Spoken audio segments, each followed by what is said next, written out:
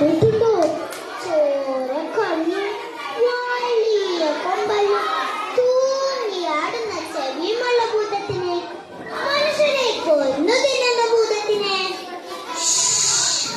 അങ്ങനെയുള്ള ഒരു ഭൂതത്തിന്റെയും സ്വന്തം മകനെ പ്രാണനേക്കാൾ സ്നേഹിക്കുന്ന ഒരമ്മയുടെയും കഥയാണ് ഞാൻ ഇന്നിവിടെ പറയാൻ പോകുന്നത്. പണ്ട് പണ്ട് പാർക്കുത്തിന്റെ മുകളിൽ ഒരു ഭൂതം താമസിച്ചിരുന്നു. വഴിപോക്കലെല്ലാം വഴി തെറ്റിച്ചു കൊണ്ടുപോയി പറ്റിക്കലാണ് അവന്റെ പതിവ്. പല രൂപത്തിലെടുത്ത് പ്രത്യക്ഷപ്പെട്ട് വഴിപോക്കലുടവൻ പലതും ആവശ്യപ്പെടും. പെട്ടെന്ന് തന്നെ കാണുകയും ചെയ്യും. അപ്പോഴാണ് പറ്റിക്കപ്പെട്ട വിവരം ആളുകൾ അറിയുന്നത്. അങ്ങനെ ഇരിക്കെ ഒരിക്കൽ ഒരു ദിവസം ഒരു നമ്പൂതിരി പുഷ്പാന ഭക്ഷണം കഴിച്ച് വരികയായിരുന്നു. അപ്പോഴതാ പൂമരച്ചോട്ടിന് താഴെ ഒരു സുന്ദരിയായ സ്ത്രീ നിൽക്കുന്നു. നമ്പൂതിരിക്ക് സന്തോഷമായി. കുശലാന്വേഷണം നടത്തിക്കൊണ്ട് ആ സുന്ദരിയായ സ്ത്രീയുടെ ഒപ്പം നമ്പൂതിരി മണ്ണിലേക്ക് പോയി. അങ്ങനെ പോയ നമ്പൂതിരിയെ പിന്നെ ആരും കണ്ടിട്ടില്ല. ആ ഇടയ്ക്കാണ് കുന്നിൻ ചെരുവിലെ നങ്ങയുടെ മകൻ എഴുത്ത് പഠിക്കാൻ പോയത്.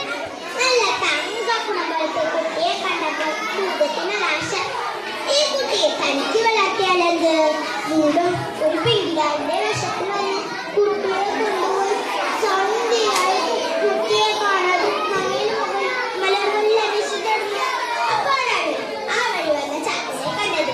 നങ്ങയിൽ ചാത്ത പറഞ്ഞു, എന്റെ കുഞ്ഞിനെ കൂടി ഈ വഴിക്ക് കണ്ടോ ചാത്ത? അപ്പോൾ ചാത്തൻ പറഞ്ഞു, ഊരമ്പലത്തെ മലകളിൽ കളിക്കുന്നത് കണ്ടു. കൂടെ ഒരു ഉച്ചക്കാട്ടിയും ഉണ്ടായിരുന്നു. മലമുകളിൽ വികൃതമായ ഭൂതമാണ് തന്റെ ഉണ്ണിയെ കൊണ്ടുവരാൻ നങ്ങേലി ഞെട്ടലോടെ മനസ്സിലാക്കി. നങ്ങേലി കരഞ്ഞുകൊണ്ട് ഭൂതത്തിലേക്ക് പോയി. അല്ലയോ കുന്നിൻ ചെരുവിലെ ഭൂതമേ, എനിക്ക് എന്റെ കുഞ്ഞിനെ തിരിച്ചു തരൂ.